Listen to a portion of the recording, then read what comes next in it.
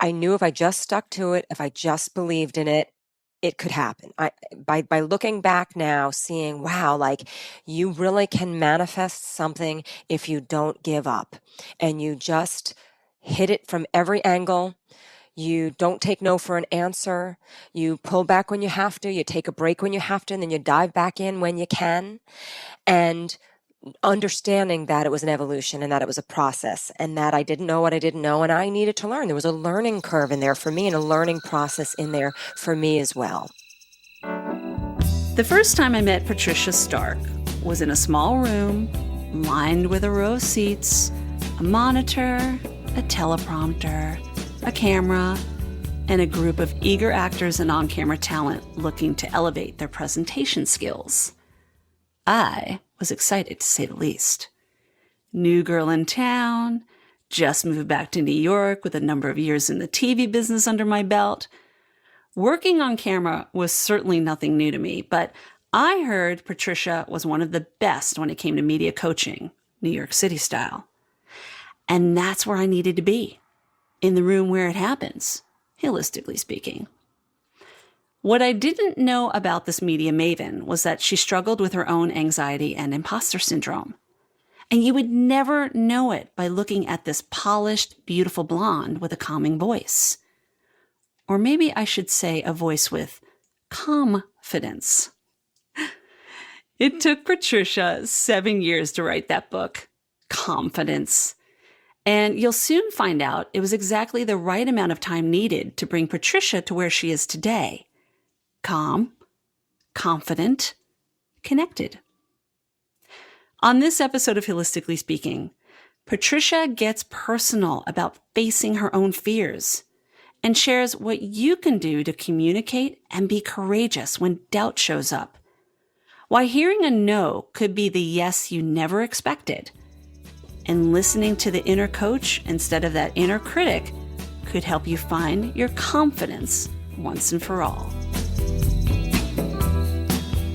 I already feel calm just being in the space with you. Patricia Stark on HIListically Speaking. We go way back. We do. We so much do. And I'm so thrilled to be here and reconnect with you because it's true. I couldn't even guess how long it's been that I've known you.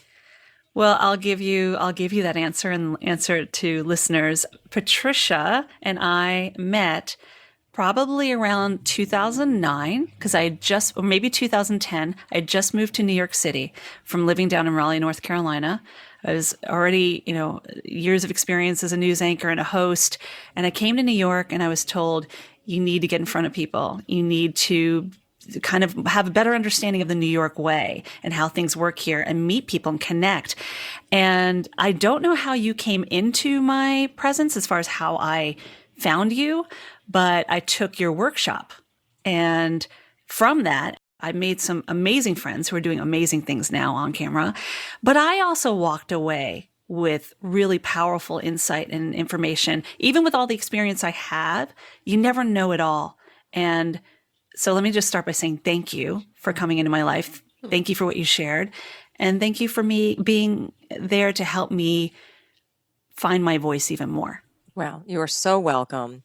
You were always someone that stood out to me, and we've always stayed connected through social media and seen what each other were doing. And I've always been so thrilled to watch your progress of what you've been doing with your career. And it's just so nice for it to all come together now for us to be able to be with each other today. So thank you for having me here.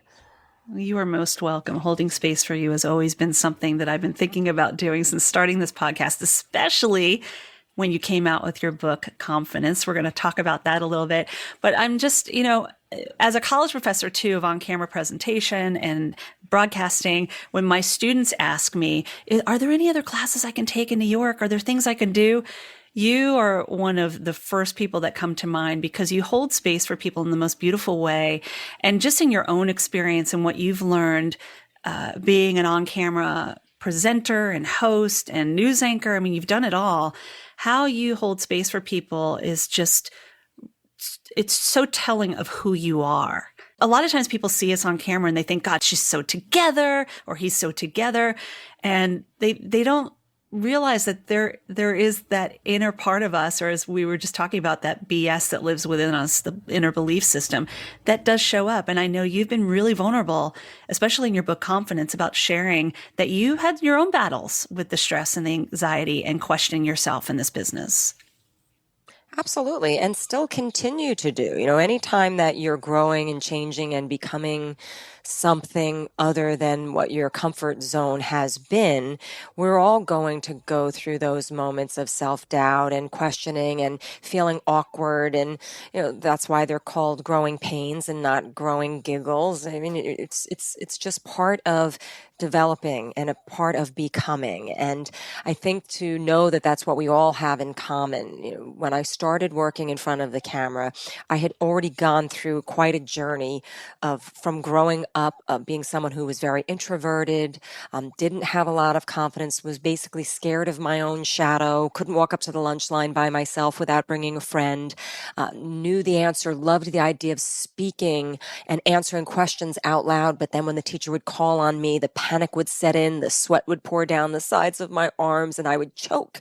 And, that affects your schoolwork, that affects how you develop relationships around you. And it was just an awkward period of my life where I had to get through it until I matured and then started getting bits of confidence that would allow me then to go on to college, kind of feel that fear and do things anyway, and not let certain things hold me back, to where finally I ended up throwing myself into a business where you hear no all the time, which really kind of worked in my favor, because you get desensitized, you start to let it roll off your back, you start to say, okay, on to the next. Like, it really builds your grit and resilience to face adversity and to face your fears. And when we don't do that, we're actually doing a disservice to ourselves, because that's really the way that you sharpen and hone who you are. My father always used to say growing up, the sword doesn't get sharp unless it's banged against the stones or whatever. So that was always like in the back of my mind when I would feel like I was getting banged against the stones. I was like,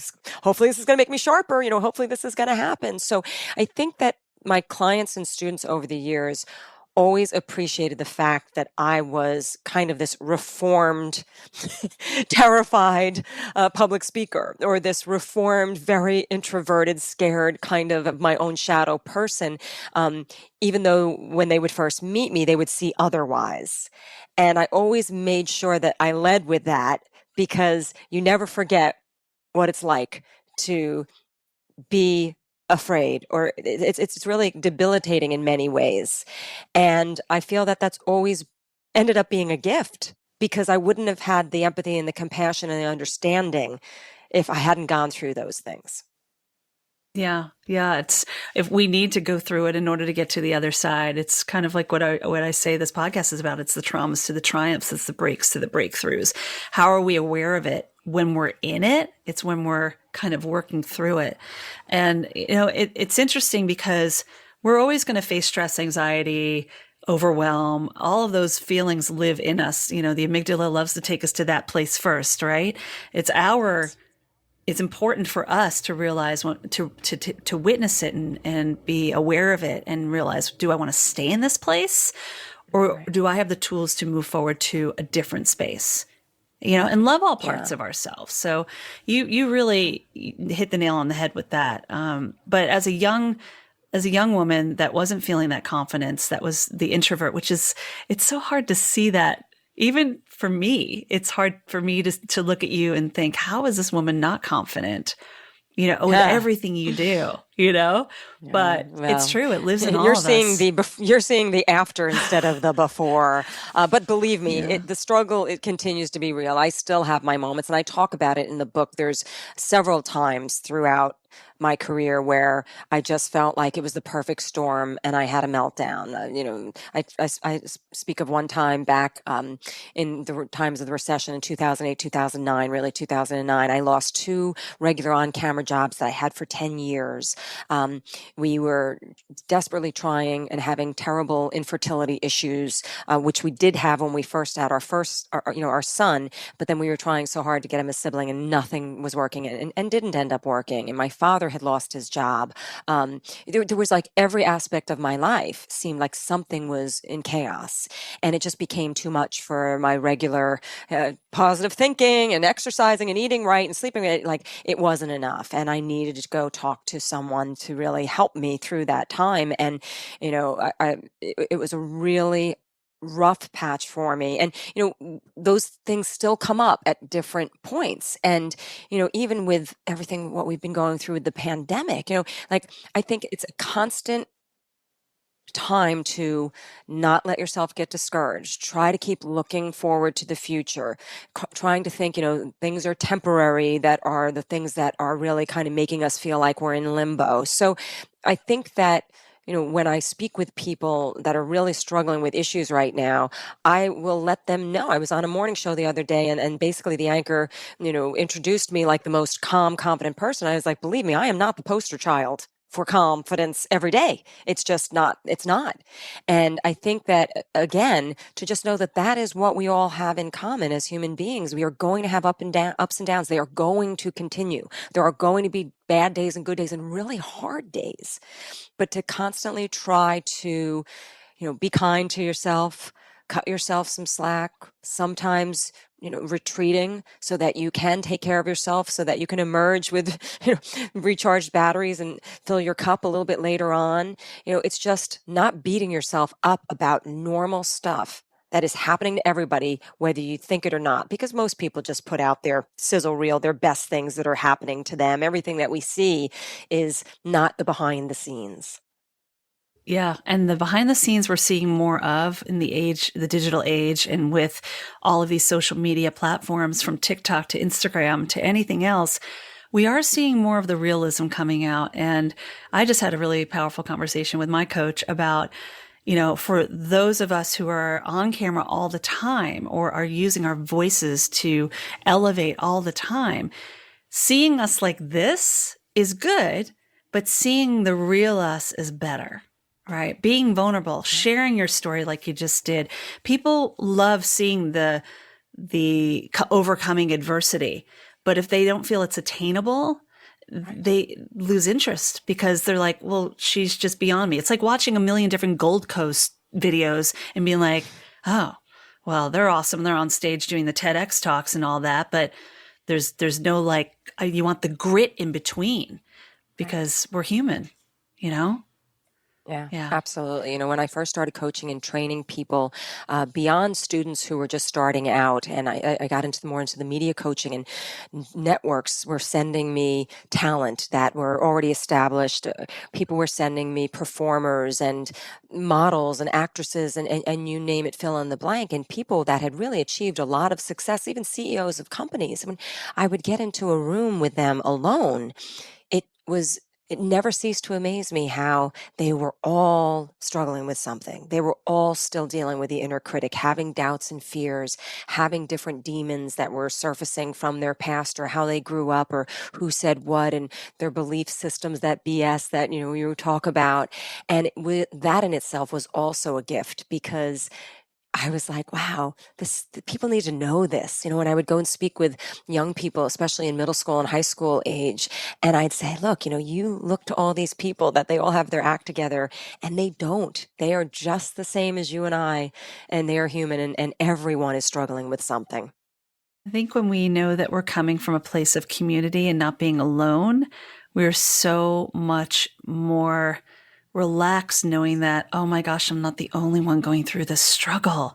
It doesn't have to be the same thing. You could be struggling with one thing and I could be struggling with another, but the fact is we're both on this battlefield struggling with something. Right. And knowing that you're supported, Yes. That's a big thing. And we're in this global village, especially in the digital age. We realize we have the ability to touch, move, and inspire somebody that's in Africa or Australia or wherever. And that ability to reach out on a global level, I think, is what's creating more of a sense of community. Yes. And in this age, we need to talk about mental health more. Oh my goodness. Absolutely. And I so much Agree. I was on with someone from Australia the other day, the day before that, Hmm. Finland. It's like, wow, as much as I want to be in person with everyone right now, the fact that we have this ability through virtual platforms to be everywhere and touch people we might not have normally is hugely important. And to address what you're saying about, going out and reaching out. When I went through that really tough struggle back in 2009, sometimes you tend to minimize it because you're like, well, certainly people have much more intense struggles than this and much more tragedy and all these other things. But you know what? When it's happening to you, it doesn't matter. It's still big for you because it is your life and it's what's going on with you. And when I started to open up about what I was dealing with to friends and neighbors and some of the women and people in my community, it was amazing how people that I thought were just not dealing with anything, just everything looked like the perfect home, the perfect this, the perfect that. All of a sudden, they would open up and start to share their story and their struggles because I opened up. And I was like, oh, what an eye opener that was. I would have never thought half of these things or any of these things had I not revealed what I was struggling with and that they felt then comfortable to talk to me. Yeah, it's almost like somebody has to take the first step to open the floodgates, right? Yes, yes. Who's going to be that person to open the gate? Yeah. And that doesn't mean that person's more or further ahead. It just means somebody took a powerful step, and maybe Yeah. somebody else that was behind them might take the next powerful step. Yes. So power in numbers, power in community. What do you think your biggest takeaway has been since releasing Calmfidence? And I do want to talk about the book, but I imagine the process of writing the book, which took you how long?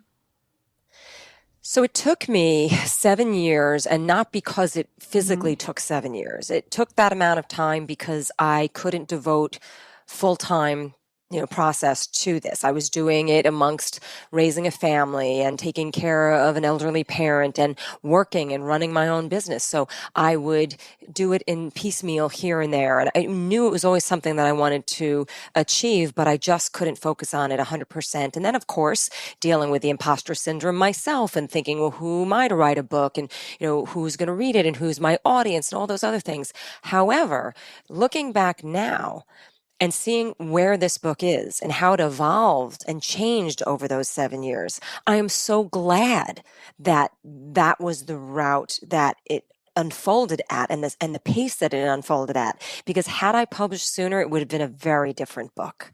And the fact that so many other things took place over that time period and then finally got me to the finished product. Really, I wouldn't have had it any other way, and knowing where it is at now. And I think that some of a couple of opposing revelations were, I knew if I just stuck to it, if I just believed in it, it could happen. By looking back now, seeing, wow, like you really can manifest something if you don't give up and you just hit it from every angle. You don't take no for an answer. You pull back when you have to. You take a break when you have to, and then you dive back in when you can. And understanding that it was an evolution and that it was a process and that I didn't know what I didn't know and I needed to learn. There was a learning curve in there for me and a learning process in there for me as well.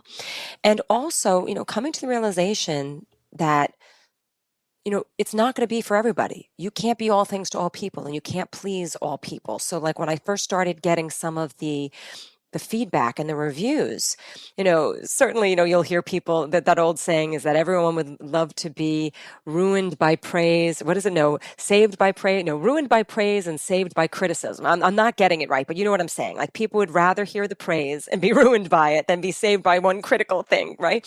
So, working with so many performers and learning that you could get 25 great reviews, but you get that one bad review and that many performers will hang on that and beat themselves up and like put all of their eggs in one basket on that and completely forget all of the good. So when I first started getting them, I was getting great reviews. I was really happy. I was like, oh my gosh, this is so wonderful. Like I feel so blessed and everything.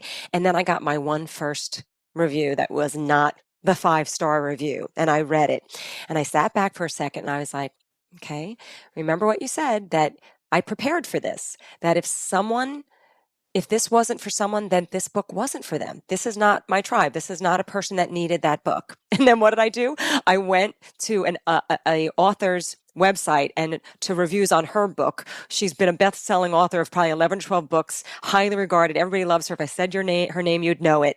And I started looking and I was like, oh my gosh, there's a great review. There's a horrible review. There's a great review. There's a horrible review. So it really put it into perspective for me too, that I'm like, you know what?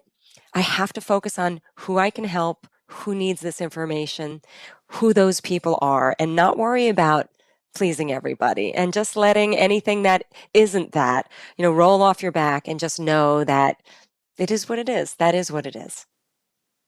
Let your vibe attract your tribe, right?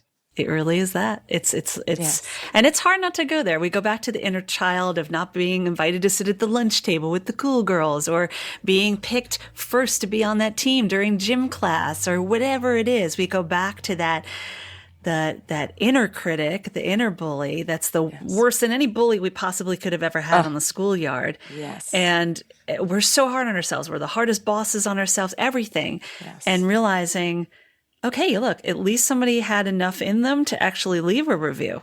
They have a right to an opinion. I actually posted something the other day. I'm new to the TikTok world, 2.5 years late, but I joined when I joined. And I actually had my first challenging comment. And I felt like I'd sat back and I thought to myself, I've made it. Somebody actually is not in agreement with me. Right? Yes. Look at it that way, right? Oh, my father used to say, no one kicks a dead dog. That's a great. If you're not out there making noise. There's a lot of dadisms. There with is. Dad. My dad was just like really I just had such a great relationship with him, and he was always trying to inspire me and build me up. But it's so true. If you're not putting yourself out there, if you're not making noise, if you're not showing up, there's no reason for anybody to say anything bad, good, or indifferent.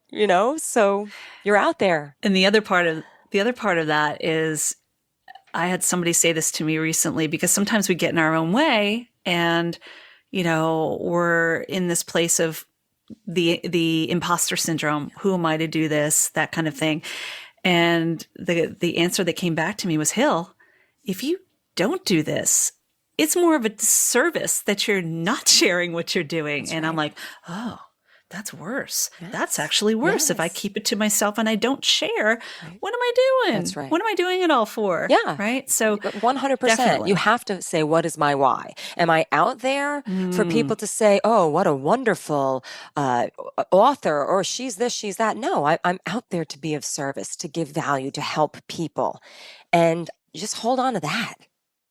We're here to be of service, definitely. And I think there's a shift in our lives when we really realize that, especially being in this business where it's very much about appearance, very, very much about appearance, very much about appearance, and very much about appearance. It really is, right? And but what you said earlier, I did learn about rejection a lot earlier, because you get more no's in this business than you do yeses, especially from the time period we came from, where there wasn't the internet when we first started out. I'm totally dating this. I'm sorry.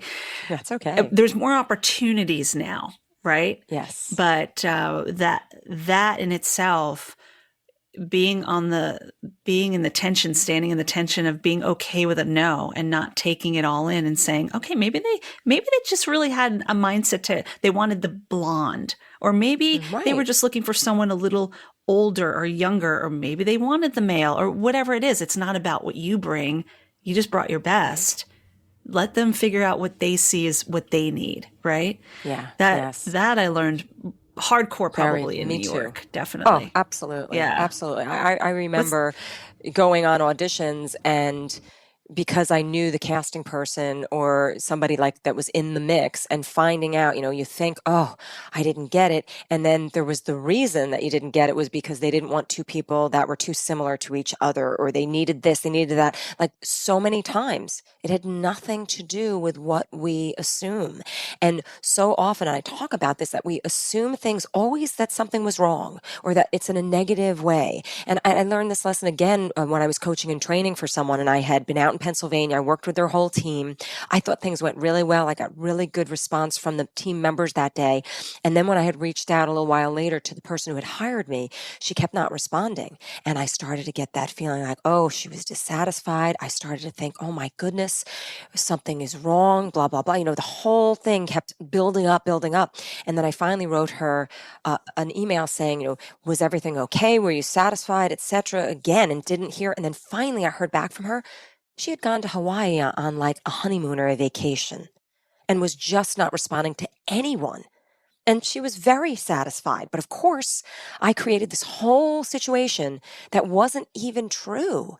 And I was like, gosh, I'm not going to make that mistake again. If we're making this stuff up anyway, I'm just going to assume everybody's thrilled with everything. Oh, I like that.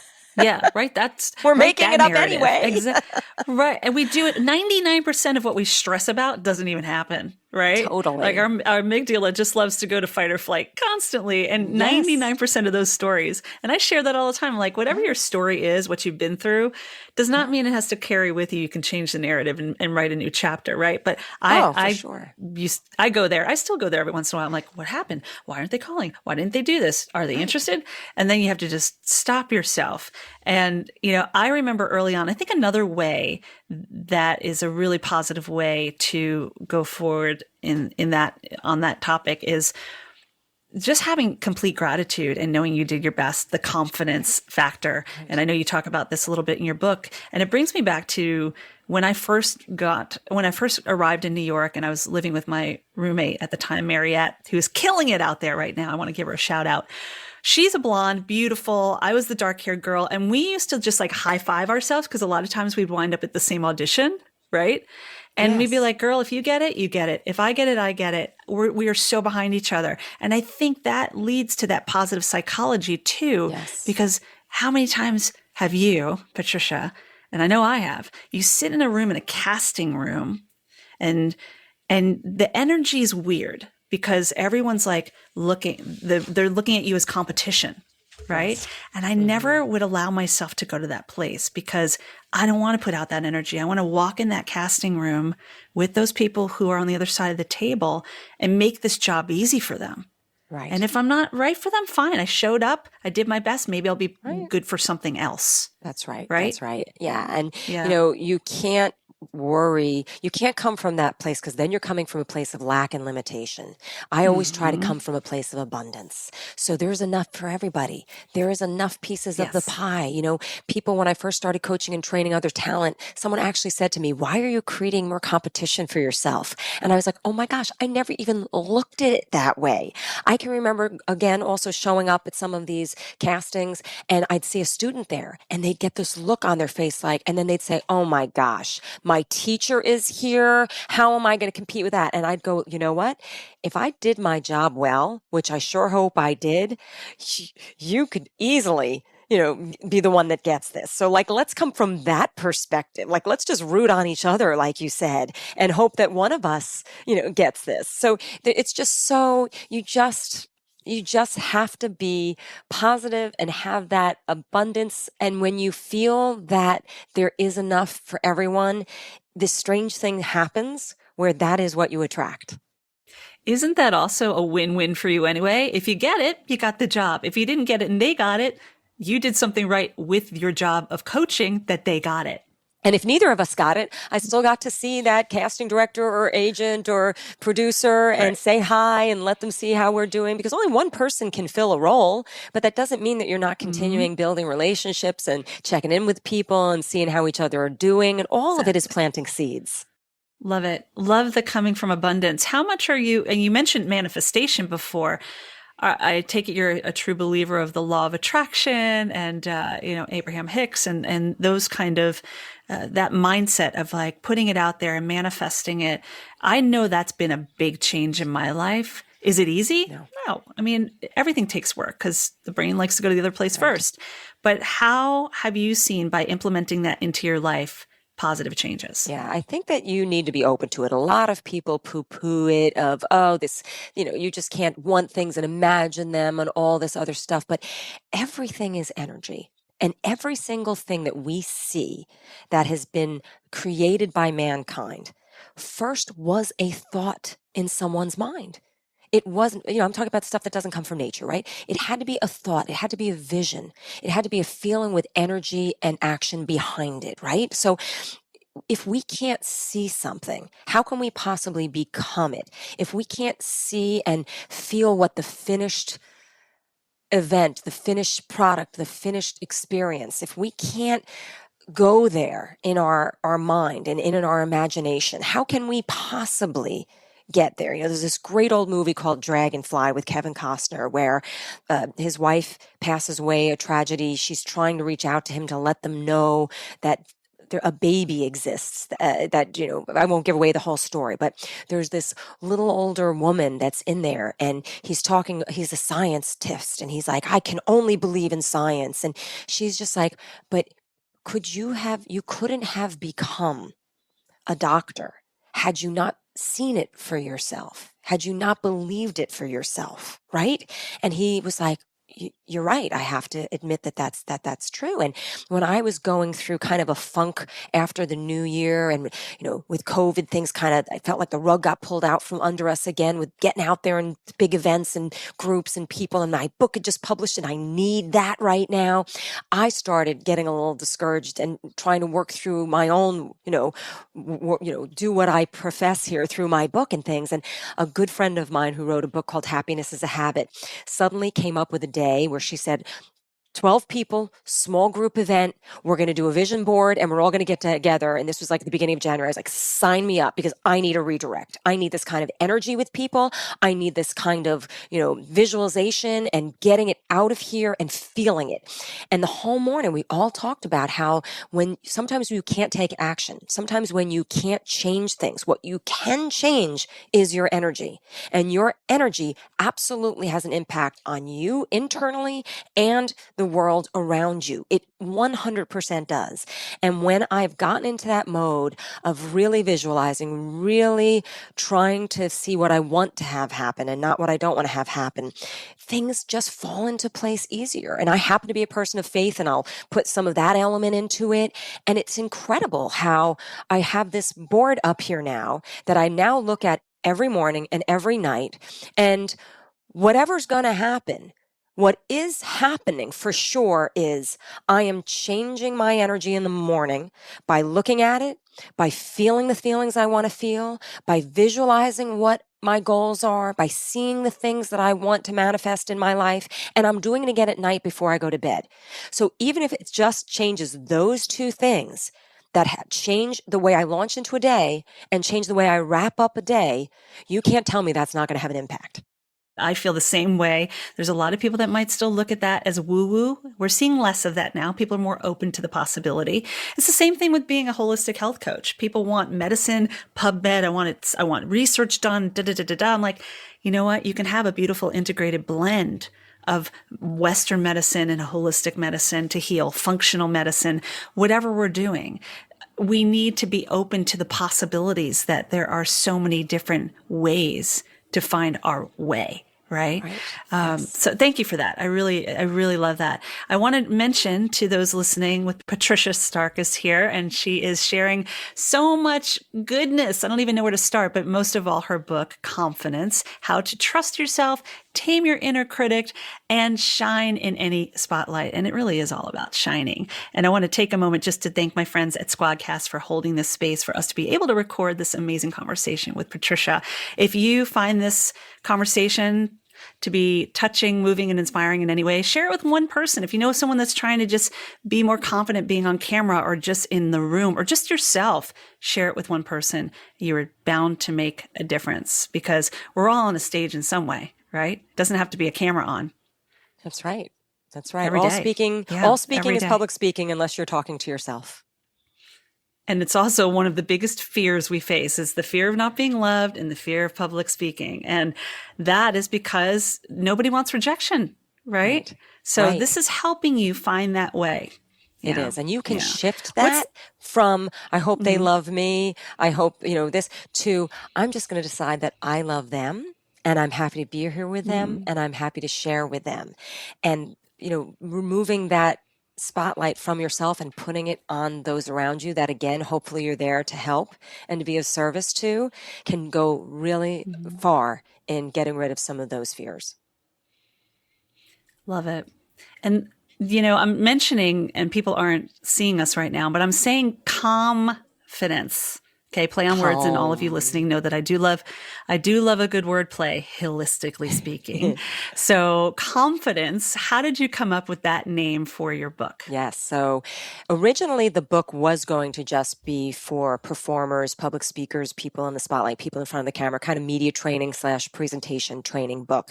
But as it developed, as you heard me mentioning over the years, I realized that this is what everybody wants. Everyone wants to feel confident about how they're going about their daily lives and whatever their work or life is happening.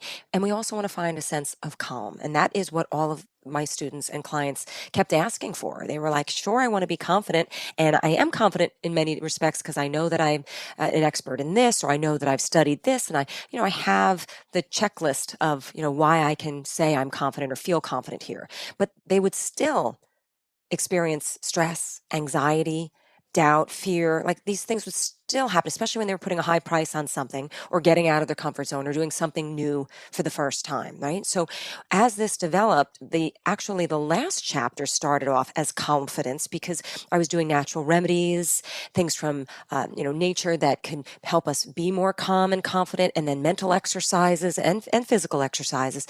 And then as the whole book opened up, I was like, no, this is a hybrid of personal and professional development for everyone because we all want to find our calm. We all have to communicate not only with others, but with ourselves internally. And isn't that where it all starts?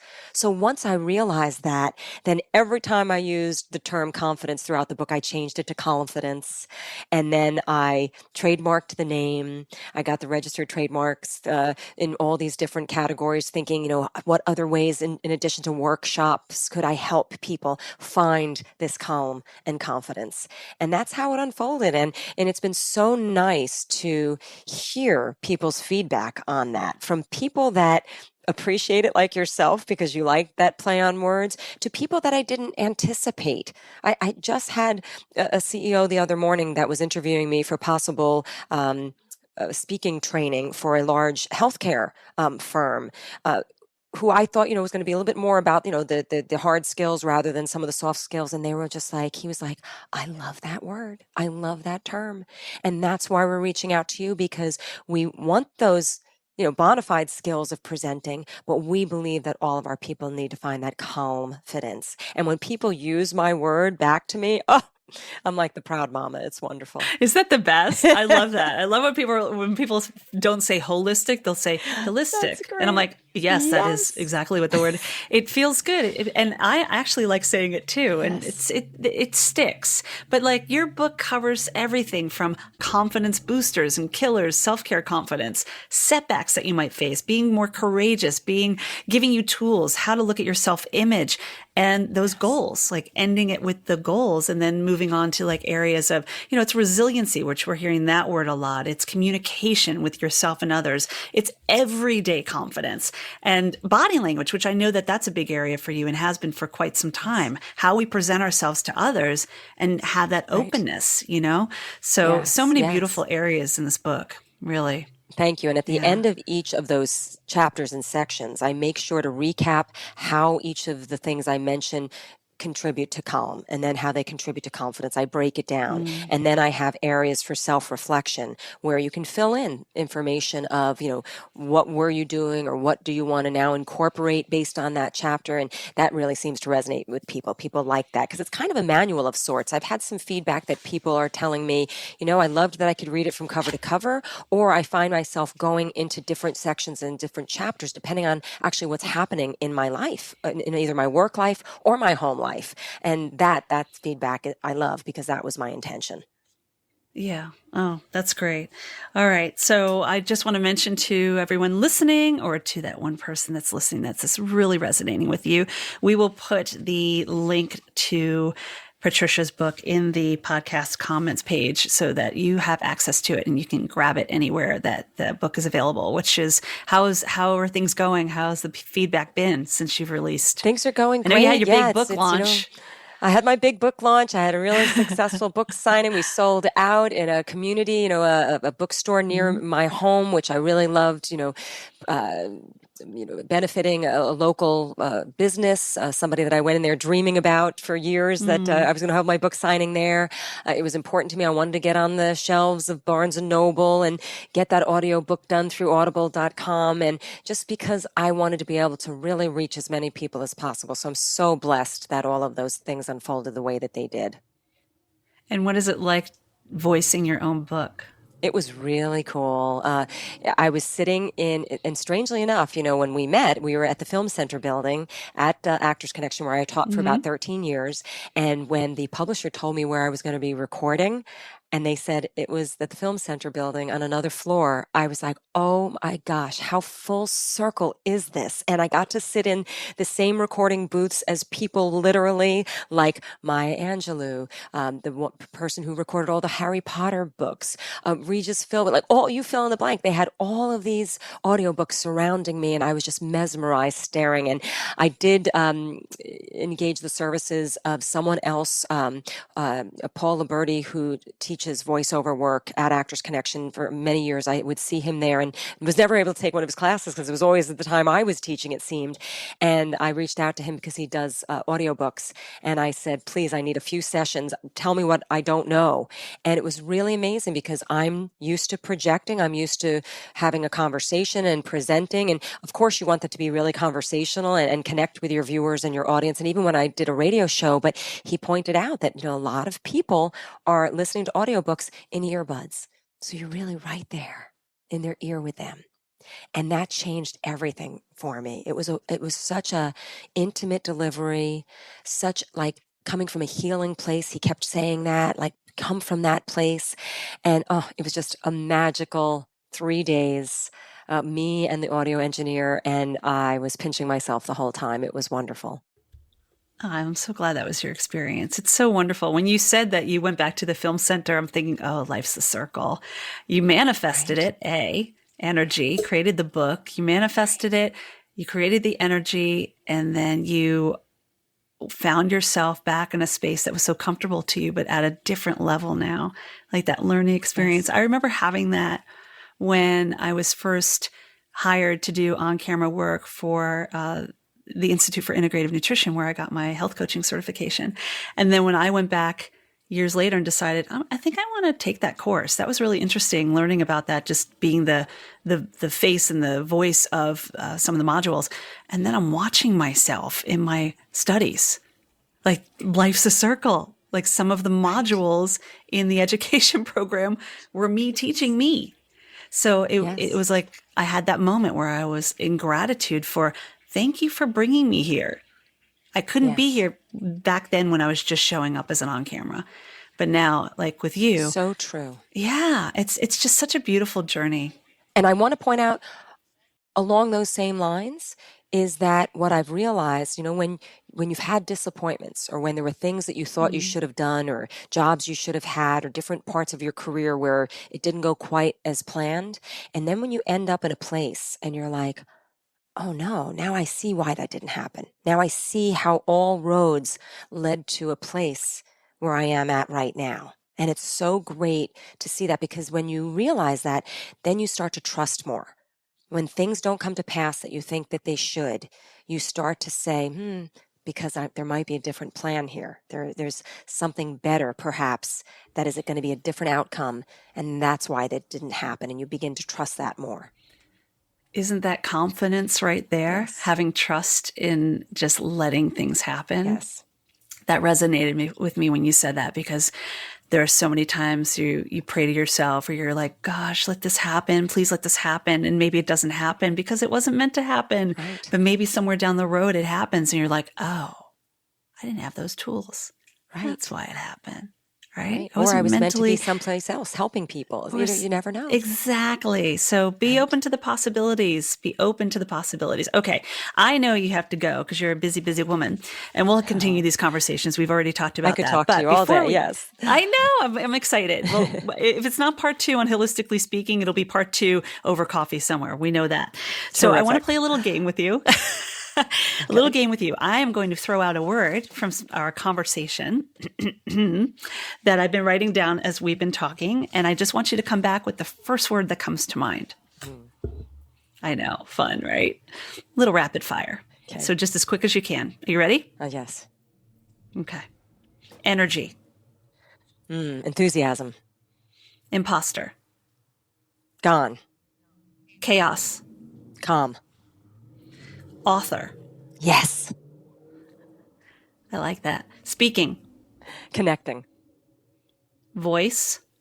Own it. On camera. Love. Introverted.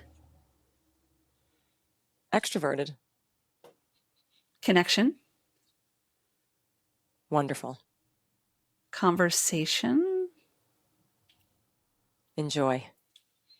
Communication. People. Confidence. Joy. Yeah, I like that.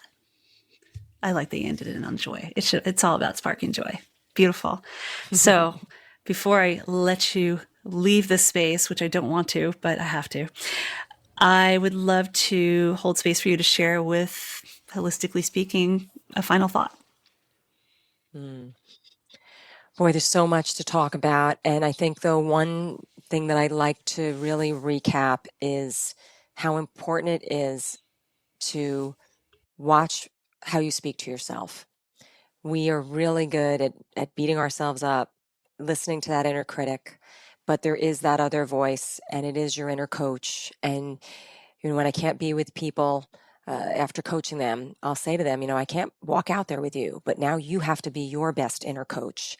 And it's that voice that you would use if you were being a mentor with someone, if you were really caring for someone, if you were trying to help build them up and encourage them and make them know that they can overcome something or become something.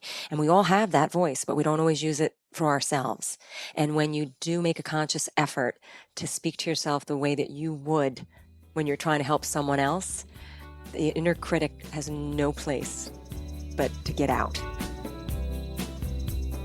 There's just no room. That's right. It's so beautiful. Thank you for sharing that. That touched me. And thank you for sharing you and your light and helping me, even in this moment, become more confident. Well, Hilary, thank you so much. And this was so wonderful. And I can't wait to talk with you again soon. Hey, go ahead and connect with Patricia and find out more about her book, Calmfidence, on her website and on social media. I added all those links for you on the podcast page. And as a reminder, I'm still holding space for one woman to coach one-on-one for free. To get in touch with yourself, stress less, and hug it out.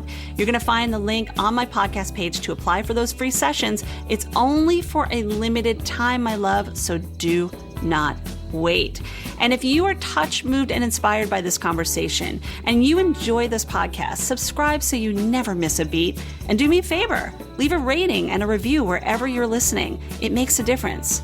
Actually, you make a difference. Hilistically Speaking is edited by David Sais with music by Lipbone Redding and recorded on SquadCast.